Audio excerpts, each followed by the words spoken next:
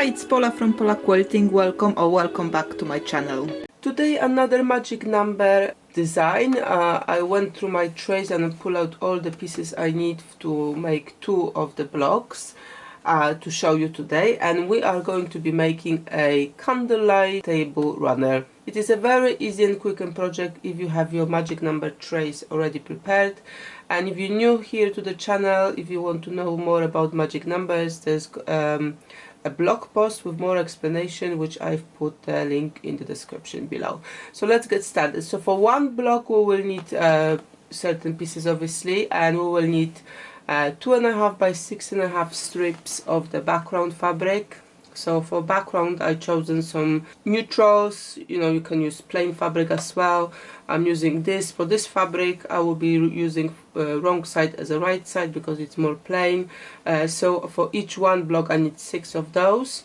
I will also need 2.5 by 4.5 again background fabric, and that's 4 pieces of those.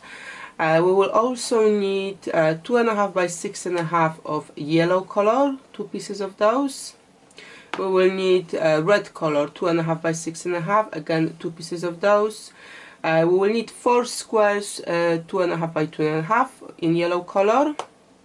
And then we will need 4 squares of your chosen kind of candle color. So I've prepared 2 sets here. So one is like a brownish color. You can see those squares are not the same fabric, but they're kind of going together. And same here. It's a blue fabric, again not the same fabric. If you have the same fabric you can use it as well, that's not a problem. I just didn't have those fabrics in the in required number, so I just color matched them for my candle. So I will have one candle which is blue and one candle which is brown, and the rest of those pieces are my background and my kind of flame stuff. So let's lay it out and start sewing. This block is quite big, it's 12 by 16 inches, so it's gonna be quite quick job to make them. And if you want to make a quilt out of it, which you could also do obviously, 12 by 16 inches blocks means that quilt will be done very quickly because their blocks are big, and just work goes very quickly on those. So I'm starting with my 2.5 by 6.5 background fabrics here, strips, 2 of those at the top. Then I will put one at the side as a background. Then we'll go with the yellows. So I need 1 yellow. Then we'll go with red. Then we add another red color here. And then we another yellow. And then we add the background. So what happens here, once I've sewn those 3 pieces together, this will obviously be the same size as my top strip here. So we go now with the candle. Let's do the brown first. Those squares I don't think I've mentioned are 4.5 by 4.5. So when I have those 2 sewn together, that will match. But obviously I need something on the side, so I'm adding a background as well. And I will just repeat it on the other side. This is my strip of 2.5 by 4.5. I will do the same again at the bottom. My desk is not big enough to kind of squish it all nicely here, but you've got the idea. And at the bottom again I'm adding 2.5 by 6.5 as I had at the top. So we'll look, those strips are going at the bottom as well. So the last pieces I need to add are my 2.5 by 2.5 inches, and I will quickly take them to the iron and iron left sides together like this, and then I can place them there with the rest of my blocks. Okay, I've ironed my squares, so I can just place them quickly. So this is how we're going to be snowballing our flames.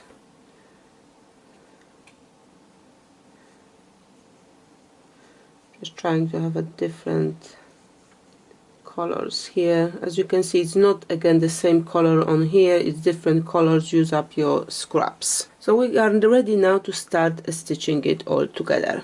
So the first stitching I want to do obviously is I would like to snowball my corners. I can take those pieces closer to me.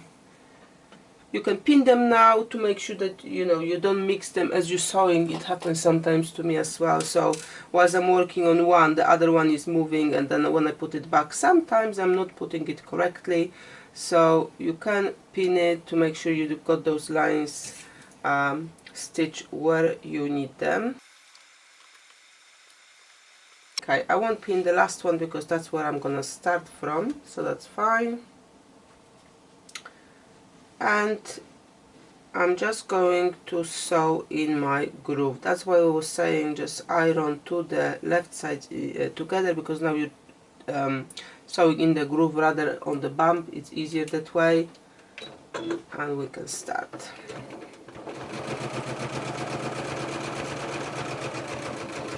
Don't rush this part. It's easy to kind of go off the line here, so just go slowly on that one. Do not rush.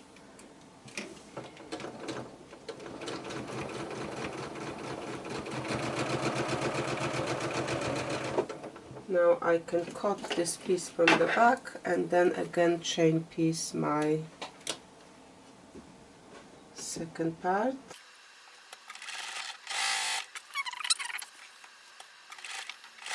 Okay, we've got those two pieces ready, and I can now obviously remove the excess I don't need. And this those triangles are going to separate tray where I'm holding all of those cutouts, and I'm making adding tape designs with those triangles, and you can check it in this tutorial. So nothing kind of got wasted here. So all of those nice colorful stuff are going to another tray. And you can take it now to the iron board as well and open it up if you wish to. I will just leave it for now as they are. You can just finger press it as well, but by all means, if you like to iron in between, go and iron now. Now we've got all the pieces back, and we can crack on kind of with sewing them together. So what I need to do first is change my foot to 1/4 inch now, because I was using just normal foot when I was stitching in the middle of those triangles, but now I need 1/4 foot and 1/4 inch allowance. And let's start sewing here from the top. If you look at the design of this block, we can go a kind of two ways when we're sewing it to make it more streamlined. I can first sew that middle section because kind of I could work out 16 patch there and then add the top and bottom, or sew half of it and then half of it. There are different ways how you can tackle that block. For me, it's just a matter of what I can chain piece, as many pieces I can chain piece first, that will work for me.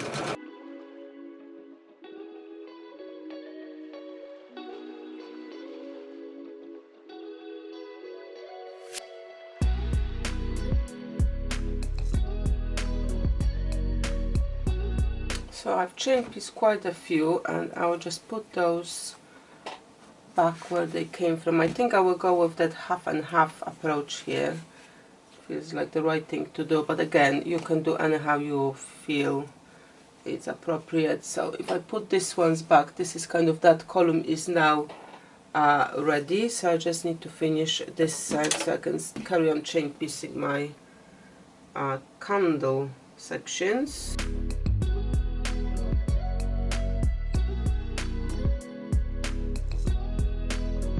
I would normally carry on chain piecing now, but I will show you how it looks now. So all of those sections are now the same size, so I can literally just make it a grid, which is 2 by 4 or 5 pieces, and just now chain pieces as well. So I'll just take 2 top pieces here.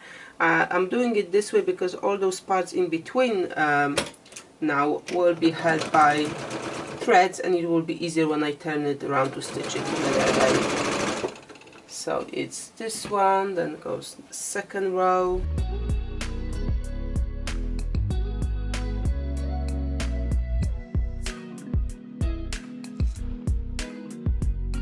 So now I can just turn it all around, like I've mentioned, all the pieces in the right order are held by threads, so I can open it all up.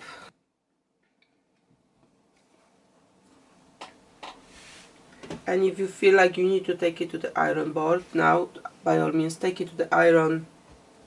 I like to sew this way and then take to the iron at the end, so I can just go from the top. And in this first sewing which way the seams are going is irrelevant as far as you nest what you need to nest. The only thing you need to nest in that first sewing is that middle section here. All those two can go either direction, and that's fine.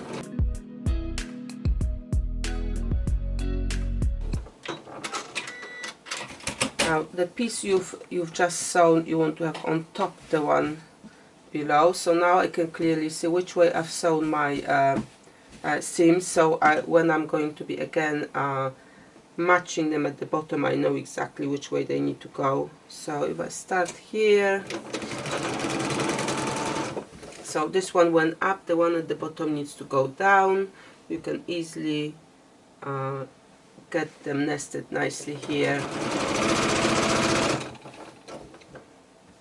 Same here, this one went up, so the bottom one needs to go down.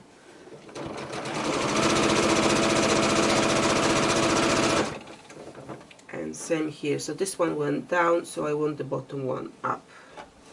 It's just to make it easier, and you don't have to kind of flip the fabric to check which way they're going if you have the piece you've done on top.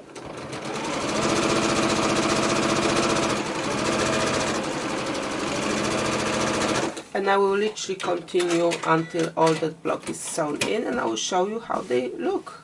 Before I show you my finished project, just a quick reminder where you can find me and how you can support my work. You can subscribe to my website to be notified when new tutorials, products or patterns are released. You can find me on my Facebook page, Pola Photo, or you can join my group page, Pola Quilting with Friends, where we all share work made inspired by my tutorials and answer any questions you may have. There is Instagram account called Pola Quilting, and if you like to share something you made based on my tutorials, please tag me using hashtag Pola Quilting with Friends. To support my work, please like, comment and share when you see my posts or tutorials. Let your quilting friends know about this channel and invite them to the group and subscribe to my channel. If you like to contribute extra, you can use super thanks on YouTube or buying me virtual tea, coffee or lunch available on my page. All links are in the description below. I would like to thank you all for all the support so far and letting me grow in what I do. And here are my finished blocks. So I made one brown as you saw, one blue, and I also made one in green. So with the size 12 by 16, those three are gonna give me a size 36 by 16, but you can obviously add more candles, make it any length you need. And also you could work out the square one or rectangle one, putting another kind of column or row of the candles on the other side. So this is how I'm gonna lay them out. Note that this is the square, which is 8 by 8.5 by 8.5 unfinished, so you could easily replace this section with a nice scrap. That will work very well as well if you want to make it more scrappy. You can finish it as a normal quilt with binding, and if you need some help here, please check my playlist Quilting Tips, where you can find all about basting and binding, lots of options there. Also some easy quilting ideas in my playlist called Quilting Designs. So with this small project, you could take this as an opportunity to practice your free motion quilting, but straight stitching type will also look awesome. So if free motion quilting is not your thing, by all means just straight stitch it. Also you can use some decorative stitches. Again, it's a small project that will go fairly quickly, so just have a fun with that. If you prefer no binding option, have a look at this tutorial where I showed you self-binding method. That can be used here as well. I probably wouldn't for a very big table runner, but if you're just using 3 or 4 blocks in one kind of row, then that will work well. Please let me know in the comments below what you think about this design, and if you like to see my finished runner, please subscribe if you haven't done already, so you don't miss my show and tells where I'm showing you my finished project. If you need more information about magic numbers, please check the description below. As I've mentioned, I've put there a link to a blog which explains more about it. Thank you for watching. I hope you'll share this tutorial, subscribe if you haven't done so. Happy sewing and see you next time.